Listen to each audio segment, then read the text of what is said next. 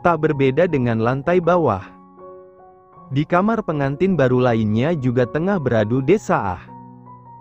Anek tersenyum kemenangan saat sang ibu menggendong Ziel masuk ke dalam kamar. Saat itu Anek mendapat pelototan tajam dari Ken, tetapi sungguh Anek tidak peduli. Dia justru menjulurkan lidah dan berlari sambil menarik tangan Jenny. Seolah tak memiliki rasa lelah dalam tubuhnya, Anek mengangkat tubuh Jenny dan menghadapkannya ke sofa.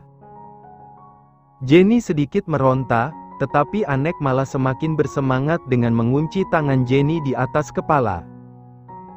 Tubuh Jenny terlihat lebih seksi dari arah belakang hingga membuat dia mabuk kepayang.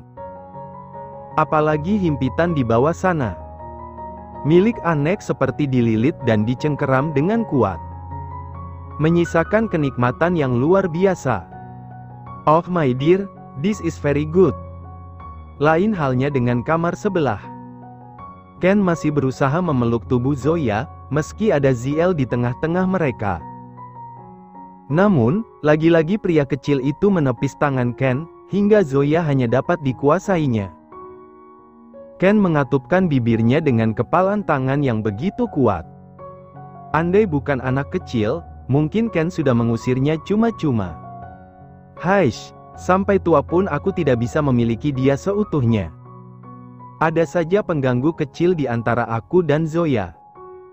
Pagi di mansion keluarga Tan. Semua orang sedang sarapan, kecuali sepasang pengantin yang baru saja pertama kali menuai puncak nirwana. Berlandaskan naluri masing-masing, keduanya berusaha menjadi si handal untuk mendapatkan kenikmatan. Di meja makan.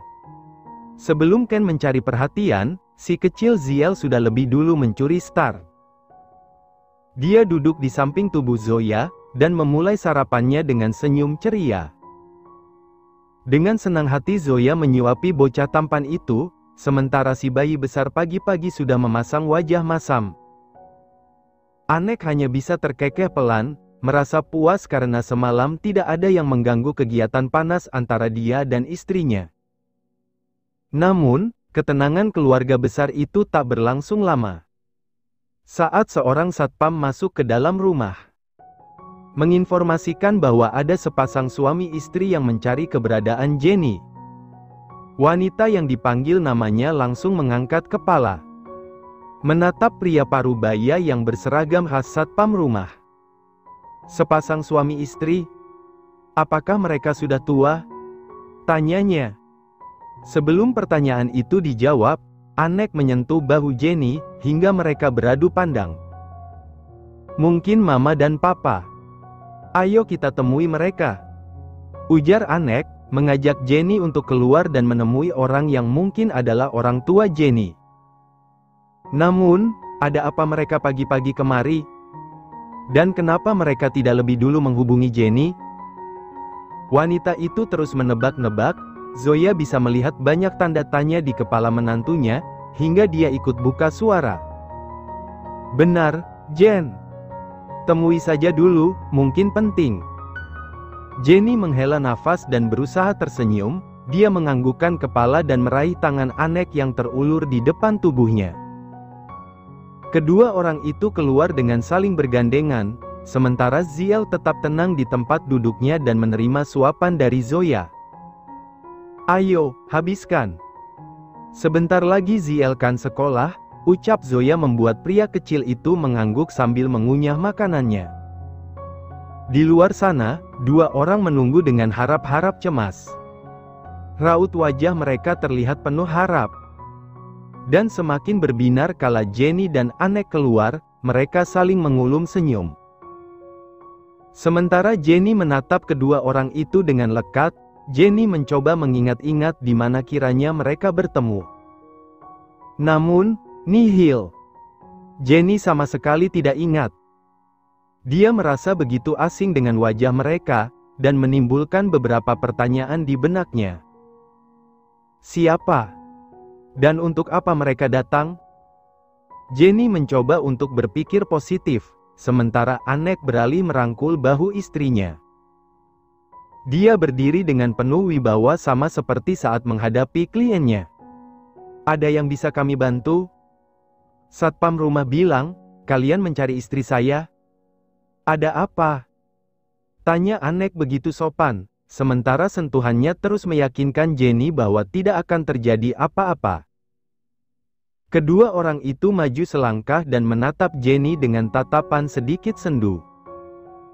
Pria yang berusia tak jauh dari Anek itu berdehem kecil. Maaf, Tuan. Perkenalkan saya Malvin, dan ini istri saya Selena. Kami kemari karena ada urusan dengan istri Anda. Nyonya Jenny. Wanita itu mengangkat kepala, sorot mata Jenny berubah was-was, dan perasaannya mulai tak enak. Dia menatap Malvin, dan menunggu pria itu kembali bicara. Ini mengenai anak yang Anda asuh, Nyonya. Dek. Jenny langsung berpegangan kuat pada ujung jas suaminya. Sementara bola matanya menatap nanar. Dia mulai kesulitan untuk menelan salivanya sendiri. Apa yang sebenarnya terjadi? Maaf, Tuan. Bisa Anda jelaskan dengan sejelas-jelasnya? Kalau Anda bicara setengah-setengah, kami tidak akan bisa mengerti, ujar Anek, sudah merasakan kekhawatiran Jenny yang semakin menggunung. Selena dan Malvin saling pandang. Tiba-tiba wanita itu bersimpuh di depan kaki Jenny, sontak saja hal itu membuat Jenny terkejut dan mundur beberapa langkah. Dia anakku, Nyonya, ucap Selena dengan tangis yang sudah pecah. Sementara dunia Jenny seolah berhenti begitu saja. Lelehan air mata turun, dengan gelengan kepala. Menolak takdir, bahwa Ziel memang bukan anaknya. Tidak.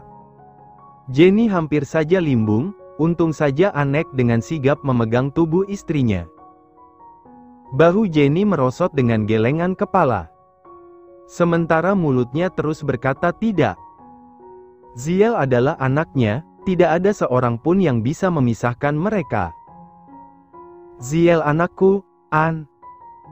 Teriak Jenny histeris. Dia hampir saja jatuh ke lantai, tetapi Anek terus memegang bahu Jenny, pria itu memeluk istrinya dan membenamkan wajah Jenny di dada. Sementara Selena hanya bisa menangis, dia bangkit saat Malvin memapahnya. Wanita itu terus menunduk dalam, merasa begitu bersalah, sebab sebagai ibu dia tidak berdaya. Namun, sungguh ini bukan kuasanya. Dia dan Malvin kehilangan Ziel 5 tahun lalu, dengan alasan penculikan. Namun, alangkah terkejutnya, saat dia mendengar bahwa anak mereka masih hidup dan dititipkan di panti asuhan. Rasa stres akan kehilangan Ziel, membuat rahim Selena menjadi lemah, hingga sampai sekarang dia belum bisa hamil lagi. Saat itu, hubungannya dan Malvin sangat bahagia. Apalagi saat mereka mendapat anugerah berupa kelahiran putra pertama mereka. Namun, kedengkian sang kakak tiri, orang yang juga mencintai suaminya, membayar orang untuk menculik Ziel. Dan mereka malah mendapat kabar, bahwa ditemukan seorang bayi tanpa organ. Selena dan Malvin meyakini bahwa itu adalah Ziel. Hingga beberapa tahun kemudian, sang kakak tiri tiba-tiba datang dan langsung bersujud di kakinya meminta pengampunan. Dia membuat penggakuan bahwa anak yang dilahirkan Selena masih hidup dan dia titipkan di salah satu panti asuhan di ibu kota. Sontak saja hal itu membuat Selena tak langsung percaya. Namun, wanita itu membuktikan beberapa foto bayi dengan seorang ibu panti, tempat di mana Ziel dititipkan. Kita bisa bicarakan ini semua, Jen, ucap Anek sambil mengelus puncak kepala Jenny, menenangkan wanita itu. Jenny menengadah, dia yang terlalu shock menggeleng dengan lelehan air mata yang menderas. Tidak terima kalau Anek membela kedua orang yang menggaku-enggaku sebagai orang tua Ziel. Selamanya Ziel adalah anaknya. Apa yang mesti dibicarakan, An? Aku yang mengurusnya sejak kecil, aku yang membesarkannya, aku yang menyayanginya, mencintainya dengan segenap nyawaku. Dia anakku, An. Tidak ada seorang pun yang akan mengambil dia dariku. Teriak Jenny di hadapan wajah Anek, dia mengeluarkan semua rasa takutnya. Takut akan kehilangan bocah tampan itu. Tapi aku yang melahirkannya, Nyonya, ucap Selena buka suara.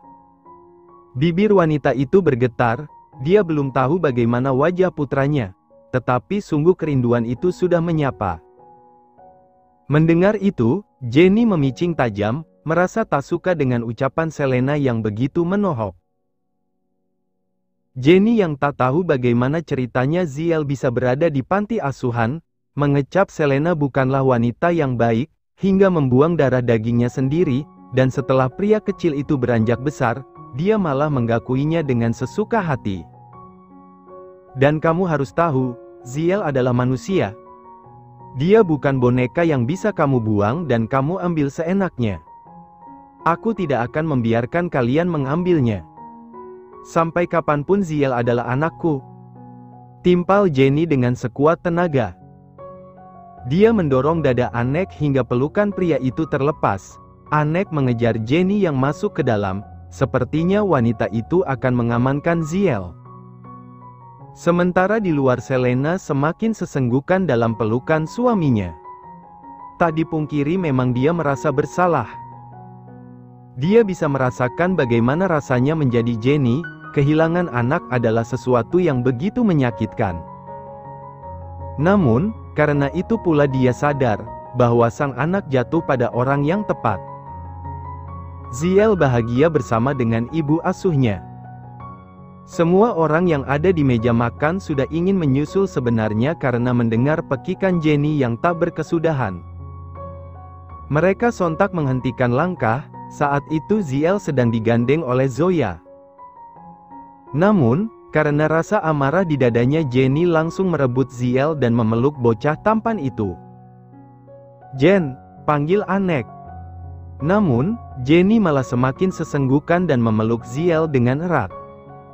"Sayang, kita bisa bicarakan ini baik-baik." "Semuanya belum jelas," ucap Anek lagi, masih membujuk istrinya. Semua orang saling pandang, tak mengerti dengan situasi yang tengah terjadi. "Ziel anakku, An. Tidak ada yang boleh mengambilnya dariku," jawab Jenny dengan dada yang bergemuruh. "An, sebenarnya ada apa?" tanya Ken, dia menatap Anek yang terlihat kebingungan. Pria itu bergeming, belum bisa menjelaskan sebab kondisi Jenny yang masih terlihat histeris. "Mommy, kenapa Mommy menangis?" tanya Ziel, membuat Jenny mengangkat kepalanya. Dia menatap wajah sang putra dan meninggalkan banyak kecupan di sana. "Berjanjilah, sayang. Ziel akan tetap bersama dengan Mommy apapun yang terjadi." "Jen." Anek sedikit meninggikan pita suaranya. Zoya langsung menatap Anek, dia memberi isyarat pada putranya agar bersikap lebih tenang, lalu wanita beranak 5 itu mengelus bahu Jenny, mencoba untuk mengajak wanita itu bicara baik-baik. "Jen, ayo kita bicara. Semuanya tidak akan selesai kalau kamu hanya marah-marah," ucap Zoya lembut, meski dia belum tahu apa duduk masalahnya. Namun, Zoya yakin kini Jenny tengah dilanda emosi yang begitu hebat. Jenny bergeming, tak menjawab ucapan ibu mertuanya. "Ayolah, sayang. Kamu sudah dewasa, kamu tidak lihat Ziel begitu mengkhawatirkanmu." Zoya masih berusaha membujuk Jenny dengan apa yang dia bisa. Berharap wanita itu bisa diajak kerja sama. Jenny sesenggukan, tangis wanita itu semakin pecah. Sebagai ibu, bagaimana dia takut saat ada seseorang yang ingin mengambil anaknya. Anek mendekat, pelan-pelan Anek memeluk tubuh Jenny. Lalu meninggalkan kecupan di puncak kepala wanita cantik itu. "Kita lakukan tes DNA, percayalah padaku. Semuanya akan baik-baik saja." Akhirnya setelah dibujuk Jenny mau mendengarkan ucapan Anek. Mereka menyelesaikan masalah tersebut dengan cara kekeluargaan. Malvin dan Selena diundang masuk. Akan tetapi untuk sementara waktu Ziel tidak turut dihadirkan. Di ruang keluarga, ada Ken dan Bi yang menemani Jenny dan Anek. Anek mempersilahkan kedua orang itu menceritakan kronologi lengkap, yang menyebabkan Ziel tiba-tiba berada di panti asuhan. Dengan senang hati Selena dan Malvin menceritakan kejadian yang sebenarnya. Tidak ada yang ditutup-tutupi sedikit pun, semuanya terlihat sangat transparan. Sampai di penghujung cerita, di mana mereka menganggap bahwa Ziel benar-benar sudah tiada. Maka dari itu, kami siap untuk melakukan tes DNA jika kalian memang memintanya. Tapi sebelumnya, aku minta maaf, Nyonya, bukan maksudku datang lalu tiba-tiba ingin meminta putraku kembali. Aku dan suamiku sadar bahwa kalian yang membesarkannya, karena ibu panti telah menceritakan semuanya. Tapi sebagai ibu, ucapan Selena terpotong karena dia terus menangis dengan ludah yang tercekak di tenggorokan. Wanita itu menggigit bibir bawahnya kuat-kuat, menahan isaknya yang terdengar semakin kencang. Aku tidak bisa bohong, Nyonya, sebab aku yang mengandungnya, menjaganya hingga bertaruh nyawa untuk melahirkannya. Aku merindukannya, sungguh aku sangat merindukannya. Dan satu lagi, aku juga ingin merasakan bagaimana rasanya saat aku dipanggil mama oleh darah dagingku sendiri. Selena tak bisa menahan sesak di dadanya. Tangis wanita itu kembali pecah saat sebuah harapan kecil itu terucap. Malvin memeluk istrinya dan memberikan kekuatan, dia juga ikut menangis. Sebab dia tahu bagaimana perjuangan istrinya. Bahkan untuk pulih dari stres, Selena membutuhkan waktu yang cukup lama. Sementara di tempatnya, Jenny seperti tidak bisa bernafas, dia menutup mulutnya dengan satu tangan. Jenny tak kalah sedihnya, tak pernah menyangka bahwa akan ada cerita seperti ini. Sesaat dia merasa menjadi seseorang yang paling merana. Namun, setelah mendengar ungkapan Selena, entah kenapa dia malah merasa cukup egois. Semua orang terdiam, Anek memeluk tubuh Jenny dengan sangat erat. Hingga wanita itu akhirnya sesenggukan, dengan air mata yang terus mengalir lancang. Dada Jenny terasa sesak, dia mencengkeram pakaian suaminya. Lirih Jenny, mencoba mencari ruang keikhlasan dalam hatinya.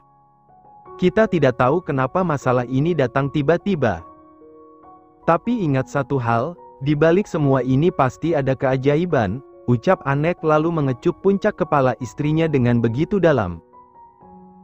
Jenny memejamkan matanya kuat-kuat, rasa sakit akan kehilangan Ziel semakin mendera. Dia seperti buah si malakama. Maafkan aku, Nyonya, ucap Selena merasa begitu bersalah. Karena ketidakmampuannya melawan takdir. Dia harus membiarkan Jenny menanggung beban yang harusnya dia pikul. Membesarkan anaknya dengan penuh cinta, sementara dia hanya bisa datang lalu menggakui bahwa Ziel adalah anaknya. Jenny tak dapat bicara, dia hanya bisa menangis dalam pelukan Anek dengan otak yang terasa sangat kusut. Anek menghela nafas panjang, dia menatap ayah dan saudara kembarnya. Mereka kompak mengangguk, memberi dukungan apapun keputusan yang akan disepakati, karena semua itu pasti akan menjadi yang terbaik. Tuan Malvin dan Nyonya Selena, kita sudah sepakat untuk mengambil jalur kekeluargaan. Tapi sebelumnya, untuk meyakinkan bahwa Ziel adalah anak kalian, saya meminta kalian tes DNA. Dan seperti yang Nyonya Selena ucapkan, Anda tidak bisa mengambil Ziel dengan cara paksa, karena memang ada beberapa alasan yang kuat. Pertama, Ziel tidak akan menerima ini dengan mudah. Kedua, karena istri saya yang merawat dia. Saya tahu bagaimana istri saya merawat anak kalian. Anda mungkin bertaruh nyawa untuk melahirkannya. Tapi, saya bersumpah bahwa istri saya juga menjaga Ziel dengan seluruh jiwa dan raganya. Jadi, saya tidak akan membiarkan kalian mengambil Ziel dengan seenaknya. Kita ambil jalan tengah saja.